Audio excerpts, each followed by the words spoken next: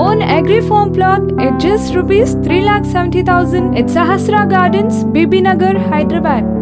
ఆంధ్రప్రదేశ్లో ప్రధాన ప్రతిపక్షంగా ఉన్న వైఎస్ఆర్ కాంగ్రెస్ పార్టీ 2019లో ఎట్టకేలకు అధికారంలోకి రావాలనే ఉద్దేశంతో ప్రముఖ ఎన్నికల వ్యూహకర్త ప్రశాంత్ కిషోర్ను రంగంలోకి దించిన సంగతి అందరికీ తెలిసిందే.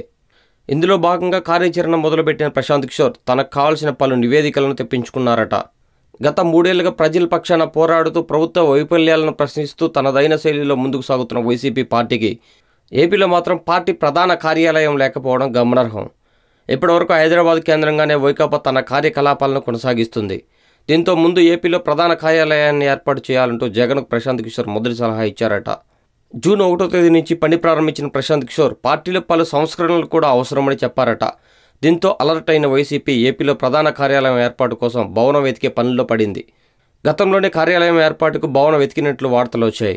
అయితే పలు కారణాల చేత కార్యాలయం విషయంలో వెనకడుగు వేసినట్లు తెలిసింది.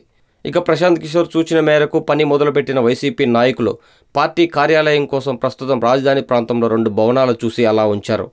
విదేశీ పర్యటనలో ఉన్న జగన్ తిరిగి రాగానే ఈ 2 భవనాలలో ఒకటి ఎంపిక చేస్తారట.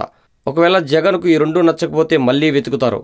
శాశ్వత భవనం నిర్మించడానికి స్థలం కూడా వెతుకుతున్నారట. అద్దెకు తీసుకునే భవనాన్ని అవసరాలకు అనుగుణంగా రీమోడల్ చేస్తామని నాయకులు చెబుతున్నారు.